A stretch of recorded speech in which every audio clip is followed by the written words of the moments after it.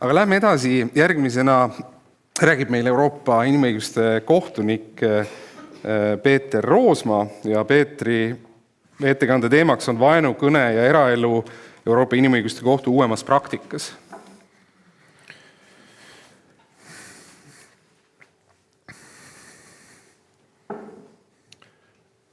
Aitäh.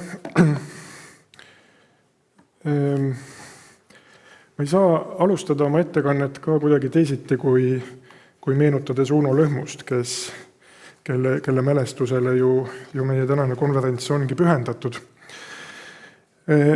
Ja Uno on oma õigusteaduslikus tegevuses väljendusvabaduse ja eraelu kaitse küsimustega tegelenud mitmest aspektist ja päris põhjalikult. Oma kirjutistega lõi ta kaasa avalikus diskussioonis ja oli mitmes küsimuses ka diskussiooni algatajaks.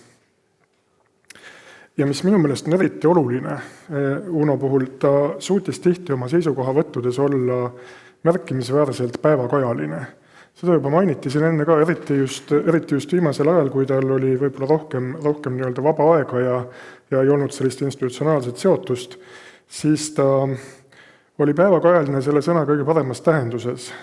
Võttis sõna just siis, kui kerkinud küsimused seda nõudsid. Ja ma arvan, et siin avaldus tema selline tundlik ühiskondlik närv ja vastutustunne. Ma toon vaid 2 näidet viimasest ajast, neid on palju ja osasid juba mainiti ka. Esiteks kohtueelne uurimine ja meedia.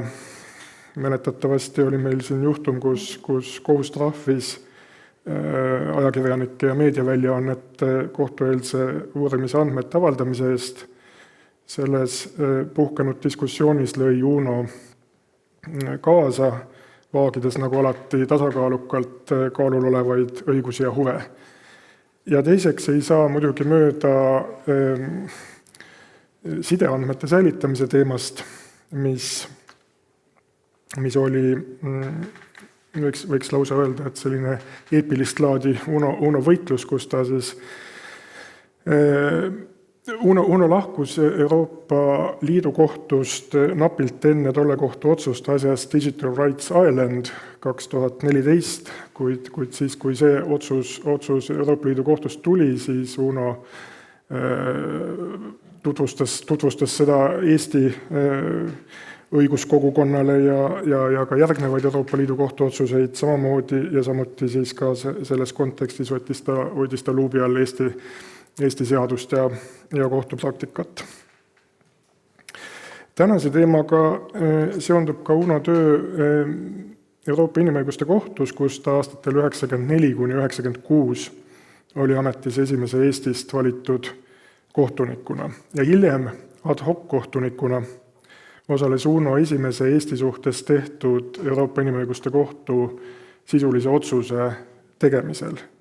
See oli aastal 2001 ja see kohtuasi oli Tammer Eesti vastu tuntud ka kui Rongaema kaasus, mis käsitles teatavasti samuti sõnavabadust ja eraelu kaitset. Aga edasi vaenukõne juurde. Kui avalik diskussioon vaenukõne üle on meil sageli tõukunud Euroopa Liidu õigusest, siis Euroopa Inimõiguste kohtupraktikat on märksa vähem käsitletud. Ja minu sihiks ongi heita pilk sellele, kuhu paigutub vaenukõne Euroopa Inimõiguste kohtupraktikas ning millised on viimase aja suundumused selles vallas. Ja ma püüan arutleda ka selle üle, kas inimõiguste kohtupraktikast saab midagi välja lugeda nõutavate õiguskaitsevahendite kohta. Küll aga ütlen kohe ära, et rahvusvahelises õiguses ei ole olemas vaenukõne üldtunnustatud legaaldefinitsiooni ja ka minu ettekande eesmärgiks ei ole tegeleda vaenukõne täpse määratlemisega. Aga asja juurde, ehk vaenukõne sõnavabaduse ja eraelu vahel.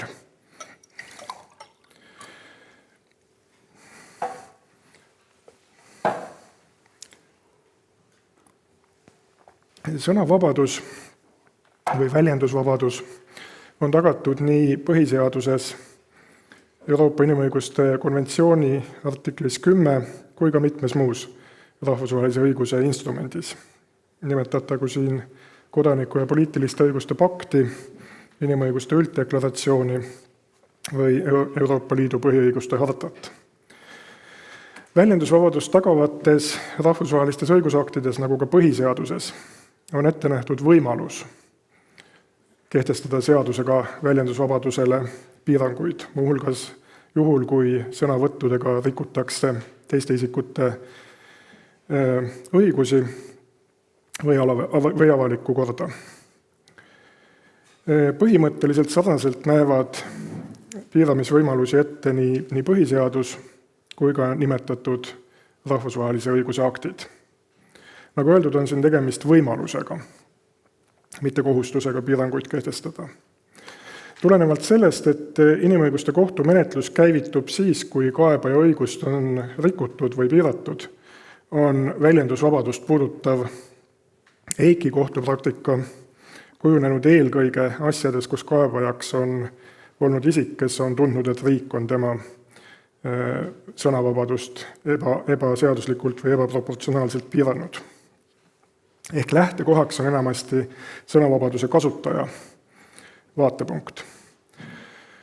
Nüüd vaenukõnega seoses on EIKi praktikas eristatavad 2 lähenemist. Esiteks kõne, mis on konventsiooni artikli 10 kaitsealas, kuid mille piiramine võib olla õigustatud artikli 10 teise lõike alusel. Selles situatsioonis analüüsib siis inimõiguste kohus piirangute õiguslikku alust, legitiimset eesmärki vajalikus demokraatlikus ühiskonnas ning teeb sisulise otsuse selle kohta, kas sõnavabadust oli rikutud või mitte. Teiseks, kõne, mis ei ole konventsiooniga kaitstud, tulenevalt konventsiooni artiklist 17, mis keelab õiguste kuritarvitamise. Siin on tegemist sellise vaenukõnega, millega eitatakse konventsiooni alusväärtusi. Artikkel 17 kohaldub üksnes erandkorras ja äärmuslikel juhtudel. Ja otsustav küsimus on siin sõnavabaduse kontekstis see, kas kaebaja avaldustega püüti õigustada vihkamist või vägivalda või kas isiku tegevuse eesmärgiks oli konventsioonis sätestatud õiguste ja vabaduste hävitamine. Ja sellise situatsiooni puhul ei saa kaebaja artiklile 10 tugineda, ehk sisuliselt pole tegemist konventsiooni alusel kaitstava õigusega ja kaebus on inimõiguste kohtus vastuvõetamatu. Kui esmapilgul võiks arvata, et vaenukõne kui niisugune langeb alati artikli 17 alla ning ei ole seetõttu artikliga 10 üldse kaitstav, siis nii see siiski ei ole. Nii näiteks eristas inimõiguste kohus asjast Liljendahl Islandi vastu aastast 2020 lahend vaenukõne raskemaid vorme, mis ei pälvi üldse konventsiooni kaitset, samas kui vähem rasked vaenukõne aktid ei lange artikli 10 kaitsealast täiesti välja, kuid nende piiramine võib olla põhjendatud. Nüüd vaenukõne juurest eraelu kaitse poole liikudes peatuksin ühel suurkoja lahendil aastast 2015. Nimelt asi Perinček Šveitsi vastu, kus kaebaja mõisteti riigisiseselt süüdi selles, et ta väitis, et armeenlaste massimõrvad ja deporteerimised Ottomani impeeriumis aastal 1915 ei olnud genotsiid. Inimõiguste kohus käsitles asja artikli 10 alusel, kuid leidis, et asjast tuleb leida tasakaal 2 õiguse vahel, mis mõlemad on konventsiooniga tagatud, sõnavabaduse ja eraelu kaitse vahel. Ja seda seetõttu, et 1915. aasta sündmuste ohvrite väärikus ja tänapäeva armeenlaste väärikus ja identiteet on konventsiooni artikli 8 kaitse all, ehk siis eraelu kaitse all. Perinčeki asi on selles mõttes huvitav, et kui seni oli sotsiaalse grupi vastu suunatud kõneaktide puhul tegeletud pigem küsimusega, kas piirangud on olnud õigustatavad abstraktselt kaasinimeste õiguste kaitseks, siis Perinčekis viidati praktikale, mille kohaselt esivanemate väärikus võib langeda eraelu kaitsealasse. ning samuti veidati asjale aksu Türgi vastu, mille juurde kohe hiljem tulen, kus eraelu kaitset oli kohaldatud etnilise grupi liikmetele. Seega leidis inimõiguste kohus, et ka niisuguses asjas on vaja leida tasakaal väljendusvabaduse ja eraelu kaitse vahel.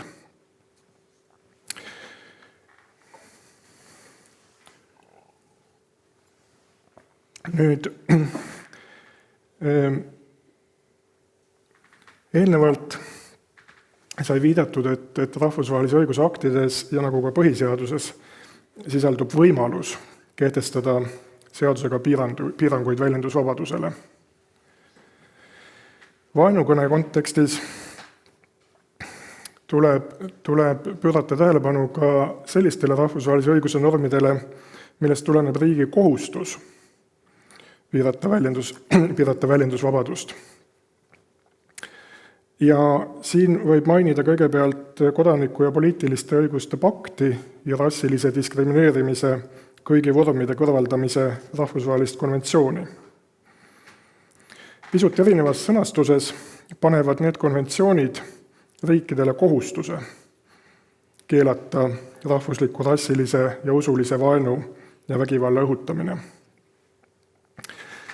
Neist konventsioonidest täpsema normi kehtestab Euroopa Liidu õigus, nimelt Euroopa Liidu Nõukogu raamotsus aastast 2008 teatud rassismi ja ksenofoobia vormide ja ilmingute vastu võitlemise kohta kriminaalõiguse vahenditega. See raamotsus paneb liikmesriikidele kohustuse kriminaliseerida teatud diskrimineerivate tunnuste alusel vägivallale või vihkamisele avalik kihutamine, kusjuures raamotsuse esemeks olevad rassismi ja ksenofoobiaalased süüteod tuleb sanktsioneerida just nimelt kriminaalkaristusega. Last but not least, põhiseaduse paragrahv 12 lõige 2 sätestab samuti, et rahvusliku, rassilise, usulise või poliitilise vihkamise, vägivalla ja diskrimineerimise õhutamine on seadusega keelatud ja karistatav. Nagu näeme, on rahvusvahelise õiguse aktidest, põhiseadusest ja Euroopa Liidu õigusest tulenevad vaenukõne keelamise kohustused mõnevõrra erinevad, keskendudes rassilisele, rahvuslikule ja usulisele vaenule. Põhiseadus lisab neile ka poliitilise vihkamise õhutamise keelu ja lisaks, kui viidatud konventsioonid ja põhiseadus näevad ette kohustuse vaenu õhutamist keelata ja karistada, siis Euroopa Liidu raamotsus nõuab just nimelt kriminaalkaristust. Ja nüüd eraelu juurde. Mis puudutab inimõiguste konventsiooni, siis siin on oluliseks pidepunktiks konventsiooni artikkel 8, mis tagab õiguse eraelu austamisele. Kohtupraktika kohaselt tuleneb viidatud artiklist ka riigi positiivne kohustus teatud juhtudel pakkuda inimestele kaitset ka kolmandate isikute poolsete rikkumiste eest. Positiivsete kohustuste puhul on riigil põhimõtteliselt kaalutlusruum, kuidas oma kohustust täita. Seega on ka suuresti riigi otsustada, milliseid õiguskaitsevahendeid luua.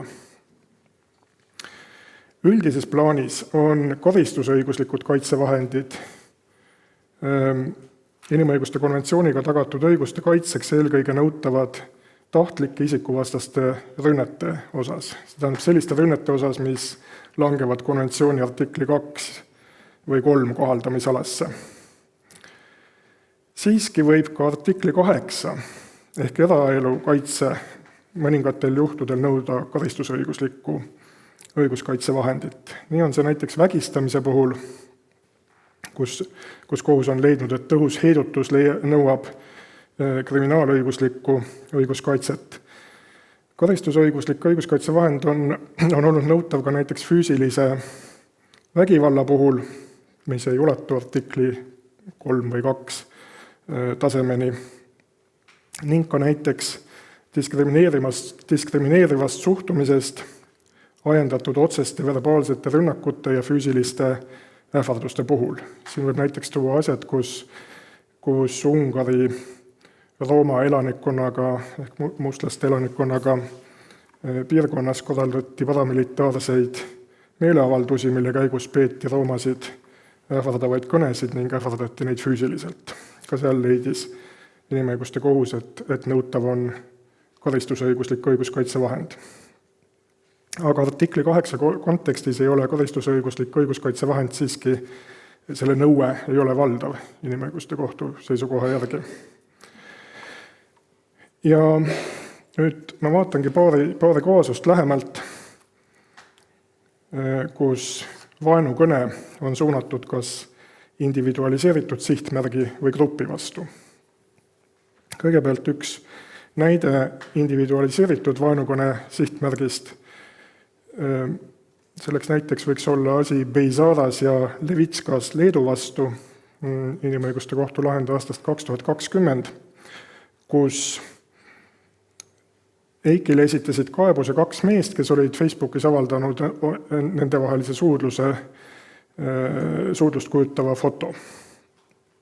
Sellele järgnes sadu kommentaare, mis põhiliselt olid suunatud LGBT kogukonna vastu üldiselt, aga arvukad kommentaarid käisid ka otseselt kaebajate kohta. Lihtsale sõimule lisaks ähvardati või väljendati arvamust, et need isikud tuleks kastreerida, visata tulle gaasikambrisse ja nii edasi. Leedu võimud vaatamata kaebustele kriminaalmenetlust ei alustanud. Prokuratuur leidis, et kommentaatorid olid üksnes väljendanud oma arvamust. Ja inimõiguste kohtusse siis kaebasid need kannatanud oma eraelu väidetava rikkumise pärast. Ja Eik kordas oma varasemat seisukohta, et riigil on küll põhimõtteliselt valida, kuidas isikute õigusi kaitsta, kuid raskete tegude korral, mille puhul on kaalul põhiväärtused ja eraelu olulised aspektid, nõuab tõhus heidutus tõhusat kriminaalõiguslikku õiguskaitset. Kohus möönis küll, et kriminaalsanktsioonid peaksid olema vägivallale õhutamise eest peaksid need olema ultima ratio vahendid, kuid konkreetne raske süütegu on suunatud isiku füüsilise või vaimse puutumatuse vastu, siis saab piisava kaitse ja heidutava faktori tagada üksnes tõhus karistusõiguslik kaitsemehhanism. Konkreetses asjas nägi seadus kriminaalõigusliku kaitsevõimaluse ette, kuid praktikas ei osutunud see tõhusaks, muuhulgas Leedu võimude diskrimineeriva suhtumise tõttu.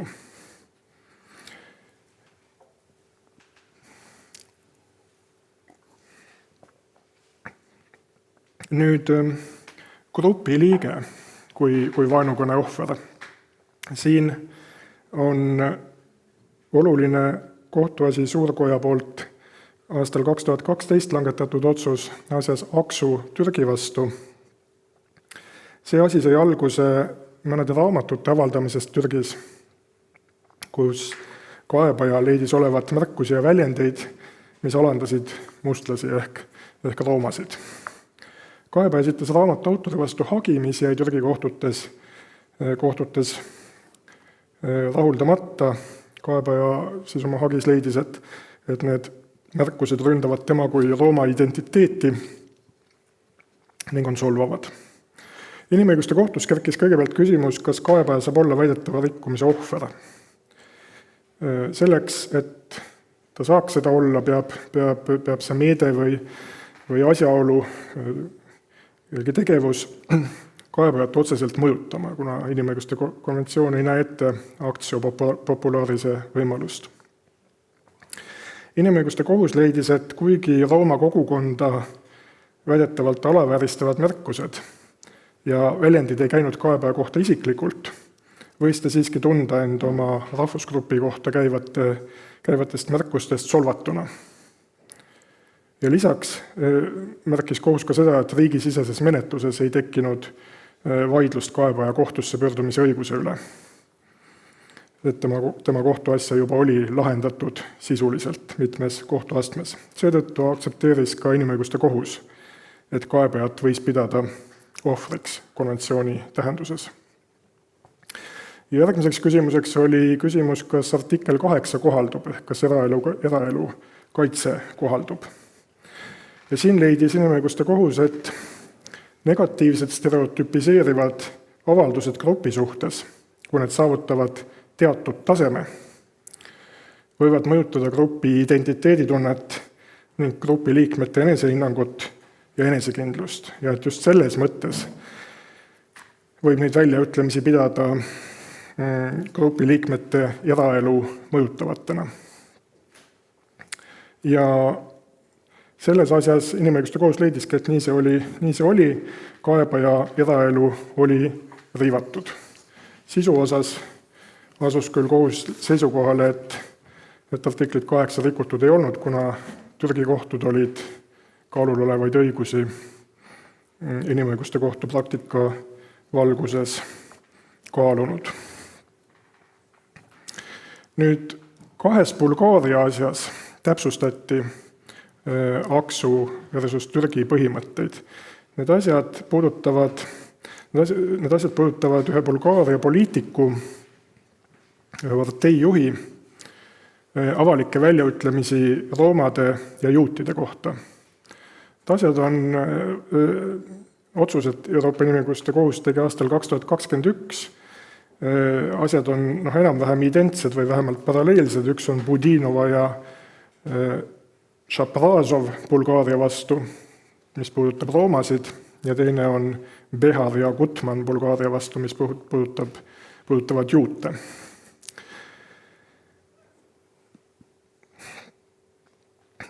Ja mõlemas asjas siis vastavalt rooma ja juudi päritolu kaebajad leidsid, et tolle poliitiku väljaütlemised olid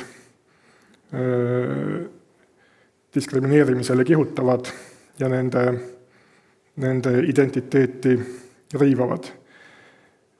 Riigisisesed kohtud jätsid kaebused rahuldamata, leidis, et poliitiku sõnavõtud ei kihutanud diskrimineerimisele, vaid kujutasid tema arvamuse avaldust lihtsalt.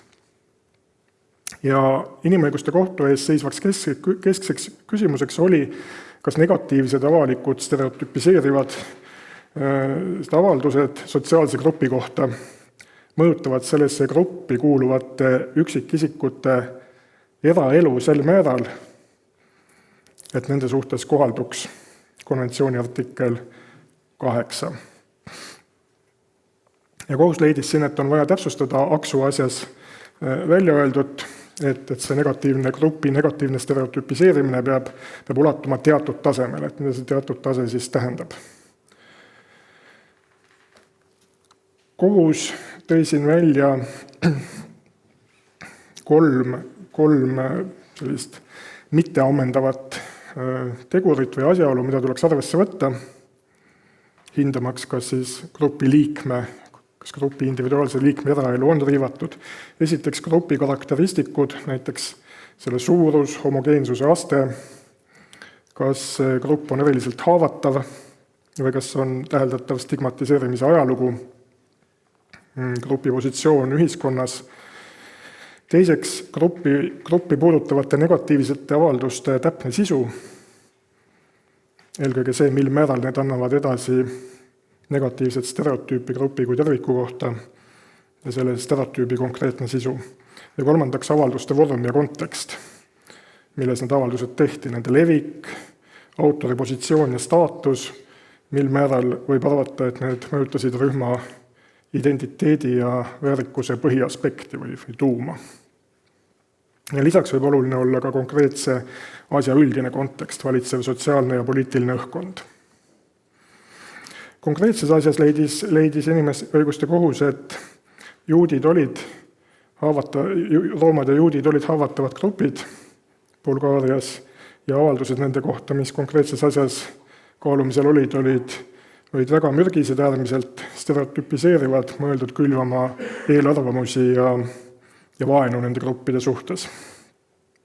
Tegemist oli laia levikuga sõnavõttudega tuntud poliitiku poolt ja kokkuvõttes Inimõiguste Kohus leidis, et selle poliitiku tehtud avaldused võisid avaldada piisavat mõju Bulgaaria roomade ja juutide identiteeditundele ning üksikute roomade ja juutide enesehinnangule ja enesekindlusele, nii et nad ulatusid sellele teatud tasemele või selle tõsiduse läveni, mis on nõutav selleks, et sellise grupivastase vaenukõne puhul oleks riivatud ka üksikute grupi liikmete eraelu, millest siis tulenes see, et konventsiooni artikkel 8 leiti kohalduvat. Ja asja sisu juures leidis Inimõiguste Kohus, et Bulgaaria kohtud ei olnud hinnanud poliitiku väljaütlemisi adekvaatselt, et nad olid pisendanud nende väljaütlemiste stigmatiseerivat mõju ning roomade ja juutide vastu tekitatavat vihkamist ja eelarvamusi ning leidis siis artikli 8 koos artikliga 14 ehk siis eraelu pluss diskrimineerimine rikkumise. Ja nüüd viimase asjana ma räägin põgusalt ühest suhteliselt uuest lahendist aastast 2023 Nepomniachtši Venemaa vastu. Asi puudutas homoseksuaalsete inimeste suhtes vaenulikke seisukohavõtte, mida avaldasid ajakirjanduses 2 regionaalse tasandi poliitikut. Need avaldused olid umbes sellised, et homod tuleks tükkideks kiskuda ja tükid 4 tuule poole visata, pervertidele tuleb jalaga anda, seksuaalakt 2 mehe vahel on sama eemale tõukav ja jäle nagu mõrv. Et umbes selline jutt. Ja nüüd kaebajad olid LGBTI aktivistid. Riigisiseselt jäid nende esitatud kuriteokaebused ja ühel juhul ka tsiviilhagi jäid edutuks.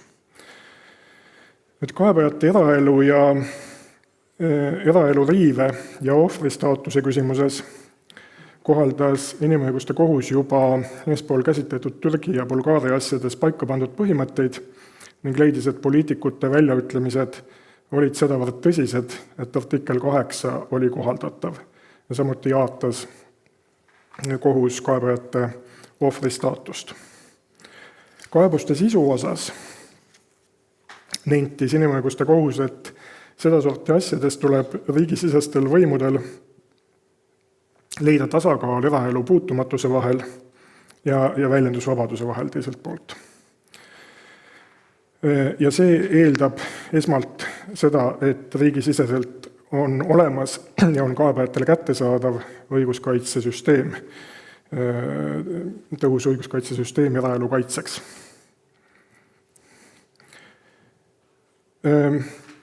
Kohus kordas ka üle seda, mida ta on varemgi öelnud, et isiku psühholoogilist puutumatust riivavate tegude suhtes ei ole tingimata nõutav kriminaalõiguslik õiguskaitsevahend.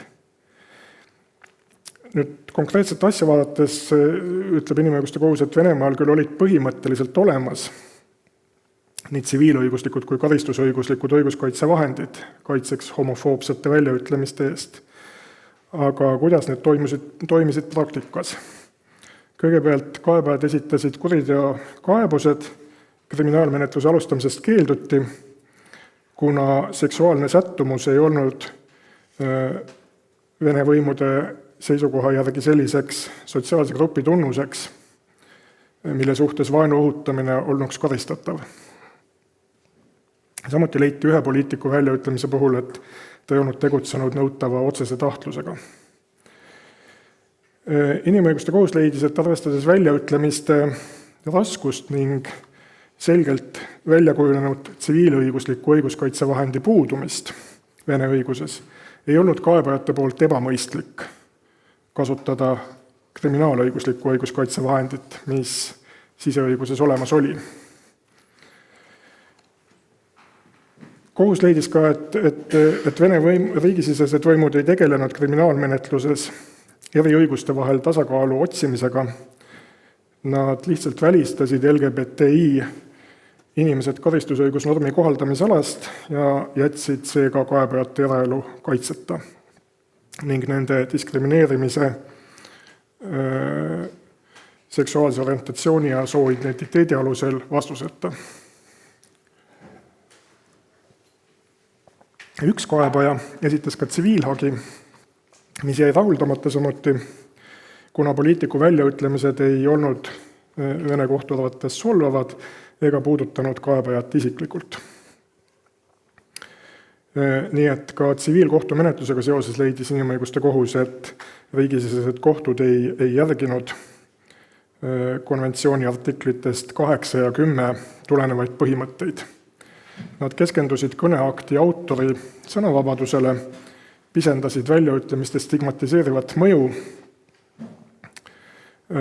ja vaenu ja sallimatust õhutavat laadi ning eitasid hageja kui sotsiaalse grupi liikme eraelu riivet, leides, et ta ei olnud isiklikult sõnavõttudest puudutatud.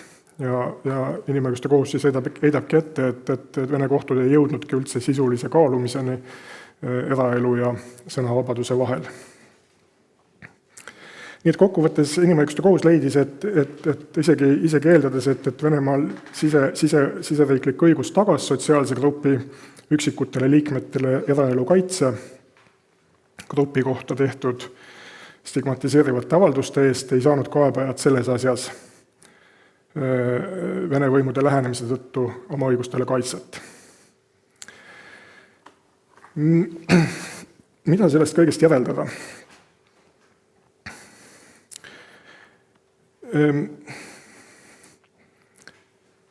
Vaenukõne paikneb siis inimõiguste konventsioonis ja inimõiguste kohtupraktikas kuskil seal sõnavabaduse ja eraelu piirimail, kus ühelt poolt küsib inimõiguste kohus selle järele, kas riik tohtis piirangut kehtestada. Mõistes kedagi süüdi näiteks genotsiidi eitamise eest või mingil muul sellisel põhjusel. Ja teiselt poolt küsib inimõiguste kohus teises kontekstis, ehk siis eraelu kaitse kontekstis selle järele, kas riik täitis oma kaitsekohustust. Kui vaenukõne on suunatud sotsiaalse grupi vastu üldiselt, siis tundub, et selle grupi liikmel, individuaalsel üksikul liikmel võib olla siiski õigus saada oma eraellu sekkumise eest kaitset ja riik peab tagama selleks õiguskaitsevahendi.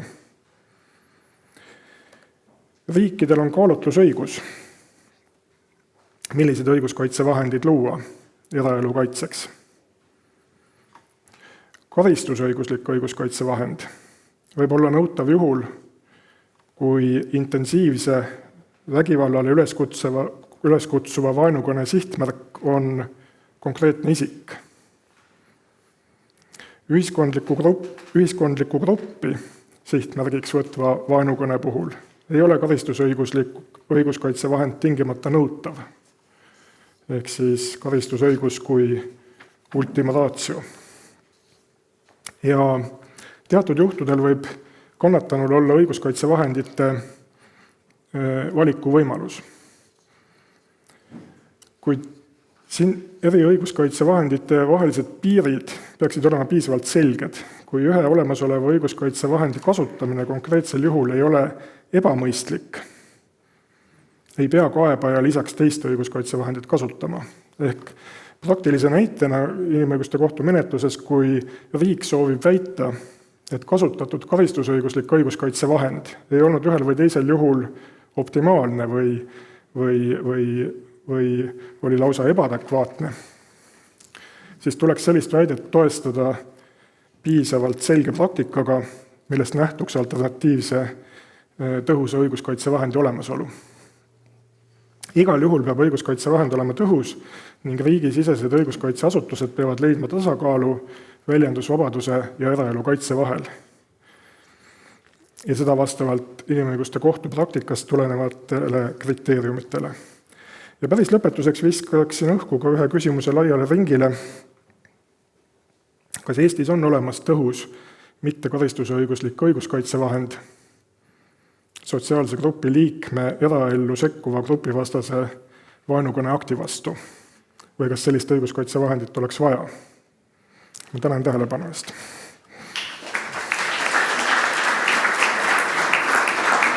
Aitäh, Peeter! Kas Peeter Roosmaal on praegu kohe mõni küsimus või kommentaar? Pärast läheb meelest ära äkki. Ma ise jäin mõtlema sellest samast eelmise ettekande universaalsusest, et tegelikult just arvamusvabadus on olnud üks näide, kus tihti on öeldud, et USA-s saadakse sellest tegelikult laiemalt aru kui Euroopas, et Euroopa inimõiguste kohus on võib-olla just seesama vaenukõne lihtsamini võib-olla tuvastanud, kui seda mujal tehakse, et ütleme Euroopa inimõiguste kohus ja USA ülemkohus näiteks, nad ju ei suhtle otse, küll aga suhtlevad otse poliitikud ja näiteks aasta alguses ju käis Münchenis USA asepresident J.D. Vance, kes hakkas Euroopale ette heitma igasuguste vabaduste ja õiguste piiramist. Saksamaal on praegu debatt, et kas erakond, kellel on mingi circa 20% toetus, et kas see on ekstremistlik, kas see tuleks keelustada. Kas sina oled mõelnud, et äkki selle vaenukõne otsimisega võib ka liiga kaugele minna?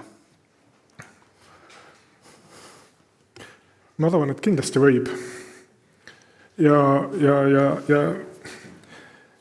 mingis mõttes eriti võib vaenukõne otsimisega kaugele minna siis, kui kõneakte kriminaliseerida.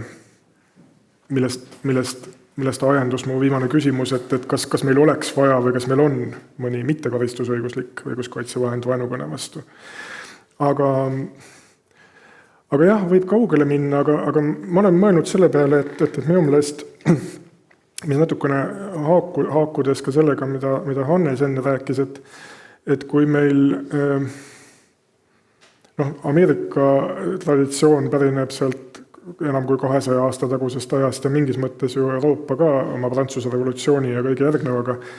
Need situatsioonid olid ju sellised, kus vähemalt mulle tundub niimoodi, et sõnavabadus või väljendusvabadus oli väljendusvabadus, et seal, kui meil praegu on küsimus